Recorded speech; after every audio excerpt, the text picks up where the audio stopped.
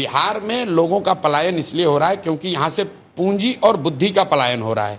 पूंजी का पलायन का मतलब ये नहीं है कि हम बाहर से इन्वेस्टमेंट लाएंगे। पूंजी का पलायन का मतलब ये है, आप समझिएगा कि सीडी रेशियो जो है जो रिजर्व बैंक जारी करता है, देश में अभी सीडी रेशियो है एवरेज 70, अभी हुआ था 74, तो देश में हंगामा हुआ भाई कम करो, ज़्यादा पैसा दिया जा रहा है। बिहार में सीडी रेशियो 1990 से पिछले साल तक है 40%। इसका मतलब क्या है कि हर साल बिहार से, पिछले साल बिहार से करीब करीब 2.25 लाख करोड़ रुपया बैंकों ने बिहार के लोगों का यहां से ट्रांसफर किया है दूसरे राज्यों में, वहां पर रोजी रोजगार के लिए। तो तेलंगाना में सीडी रेशियो, आंध्रा में, गुजरात में, तमिलनाडु में, केरल में सीडी रेशियो कितना है? 90, 95, 100, 105 नहीं है ना, इसीलिए तो इंडस्ट्री कैसे कोई लेना देना नहीं है। इन्वेस्टमेंट तो उसी में जा नहीं, बिल्कुल नहीं। आप तो इतनी बड़ी पत्रकार हैं, आप जाकर देखिए HDFC जितना बैंक लोन देता है वो तो 2/3 लोन रिटेल लोन है, वो SME का लोन नहीं है, वो इंडस्ट्री का लोन नहीं है। सारी जो बैंकिंग इंडस्ट्री है 70% इंडिया की इकोनॉमी, 64% तो सर्विस सेक्टर में है। रिटेल भी तो नहीं रिटेल है, तो उसके लिए कंजम्पशन बढ़ना चाहिए। यहाँ पर आप अपने बच्चे को पढ़ाना चाहते हैं, उसके लिए लोन लेना है, उसके लिए इंडस्ट्री की क्या जरूरत है? आप मोटरसाइकिल खरीदना चाहते हैं, उसके लिए आपको पर्सनल लोन चाहिए। अगर आपको गाड़ी खरीदनी है, आपको YouTube चलाना है, आपको एक छोटा दुकान खोलना है, उसके लिए इंडस्ट्री की क्या जरूरत है? अगर IT हब बन जाएंगे तो लोग आएंगे। मैं बिल्कुल उसके पक्ष में नहीं हूँ, वो लेटर स्टेज में होगा। जब तक यहाँ पर कंजम्पशन नहीं बढ़ेगा, look at the figure of per capita expenditure in Bihar. हम लोग इनकम की बात करते हैं, better economic indicator is expenditure indicator, कि लोग कितना खर्च कर रहे हैं। बिहार में पर कैपिटा एक्सपेंडिचर जो है वो देश में सबसे कम है। हाँ। तो आप जब खर्च ही नहीं करेंगे तो कोई इंडस्ट्री क्यों लगाएगा? जब पैसे है नहीं तो खर्च क्या करेंगे? हाँ, बिल्कुल सही बात। पैसे क्यों नहीं है? पैसे नहीं होने की 2 वजह है। एक तो आपकी इनकम कम है, और दूसरा जो पैसा है भी, वो पैसा जब आप बैंक में रखते हैं तो बैंक वाले उसको दूसरी जगह ट्रांसफर कर रहे हैं।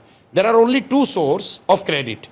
एक जो पैसा आप कमाकर खर्च के बाद बचाते हैं वो आपका कैपिटल है, और दूसरा जो बोरोड कैपिटल है जो आप बैंक से लेते हैं। ठीक है, अगर बिहार में 70% सीडी रेशियो हो तो हर साल बिहार में 2.25 लाख करोड़ रुपया, ध्यान दीजिए, 2.25 लाख करोड़ रुपया बिहारियों का पैसा एक्स्ट्रा इन्वेस्ट होगा। उसके लिए किसी इंडस्ट्री की जरूरत नहीं है।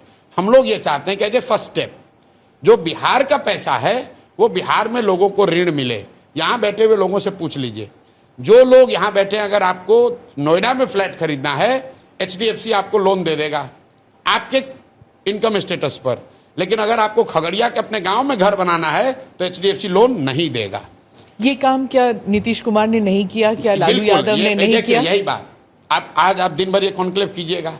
सबसे ये एक सवाल मेरा आग्रह जरूर पूछिए कि भाई प्रशांत किशोर कह रहे हैं कि हर साल बिहार से करीब 2 लाख करोड़ रुपए का पूंजी का पलायन हो रहा है, और 1990 से ये आंकड़ा लिख लीजिए, RBI का आंकड़ा अभी चेक करा लीजिएगा पूछने से पहले।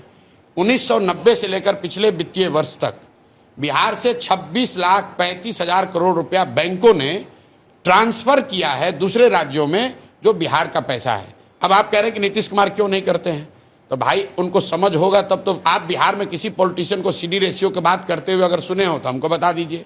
आज पूरे दिन मिल के आप खाली यही पूछिए, आपके यहाँ तेजस्वी यादव भी आएंगे, नीतीश कुमार भी आएंगे, उनसे पूछिए कि भाई प्रशांत किशोर ने ये कहा है, यहाँ के फिनांस मिनिस्टर को बुला लीजिए। अगर वो बता दे कि भाई सीडी रेशियो होता क्या है, ये 2 लाख करोड़ रुपया ट्रांसफर हो रहा है, ये बता दे तो हम ये काम ही छोड़ देंगे। उसको मालूम ही नहीं कि भाई ये होता क्या है। भाई देश के स्तर पर आप निर्मला सीतारामन जी से सवाल पूछती हैं कि सीडी रेशियो 74 हो गया है, बैंकों में स्ट्रेस है, पूछते हैं ना आप लोग, वो जवाब दे रही हैं। बिहार के फिनांस मिनिस्टर को बुलाइए, उसको पूछिए भाई अभी तुम्हारा सीडी रेशियो क्या है। बिहार में भी कॉन्स्टिट्यूशनली एक कमिटी है जिसका काम है कि इसको देखे हर महीने कि सीडी रेशियो राष्ट्रीय औसत के आसपास रहे। मुख्यमंत्री भी उस बैठकों में जाते हैं, नीतीश कुमार भी जाते हैं, लेकिन जाते हैं खड़ा होकर भाषण देते हैं, भाई बैंक वाले तुम लोग लोन नहीं दे रहे हो, बहुत दिक्कत हो रहा है, आप लोग सुधारिए। लेकिन जैसे नीतीश कुमार का बात यहाँ पुलिस वाला नहीं सुन रहा है, CO, BDO, डॉक्टर, टीचर नहीं सुन रहा है, वैसे बैंकर भी नहीं सुन रहा है।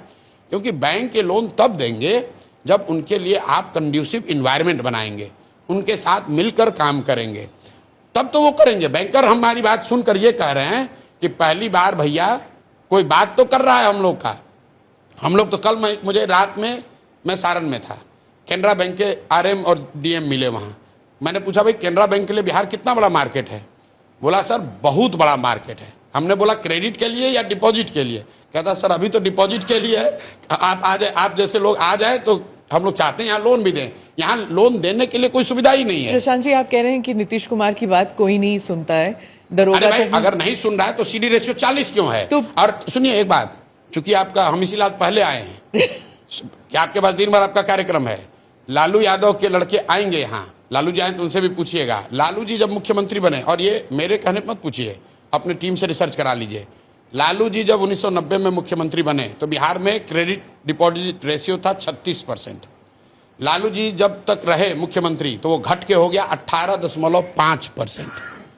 18.5%। बैंक पैसा तो यहाँ ले रहे हैं, लेकिन लालू जी की इतना जंगल राज हुआ कि डर के मारे वो सब पैसा बाहर चला गया। नीतीश जी के सारे सुशासन, सो कॉल्ड सुशासन के बाद वो 18 बढ़ के 40 हुआ। लेकिन मैं आपको पूरा आंकड़ा दे रहा हूं, 1990 से लेकर पिछले वित्तीय वर्ष तक आरबीआई का आंकड़ा ये बता रहा है कि अगर बिहार में देश के औसत के बराबर सीडी रेशियो होता तो 26 लाख करोड़ रुपया बिहारियों का बिहार में रहता। आप अंदाजा लगाइए उससे कितने ज़्यादा घर बनते, कितनी ज़्यादा गाड़ियां खरीदी जाती, कितनी दुकानें खुलती, कितने लोग छोटे व्यापार करते। उससे यहाँ रोजगार होगा, उससे पलायन रुकेगा। इसलिए हम लोग का पहला जो बजुका है वो ये है कि 6 महीना में सीडी रेशियो को इंक्रीमेंटल बेसिस पर 70 जरूर कर देंगे, और वो उतना बड़ा टेढ़ा काम नहीं है।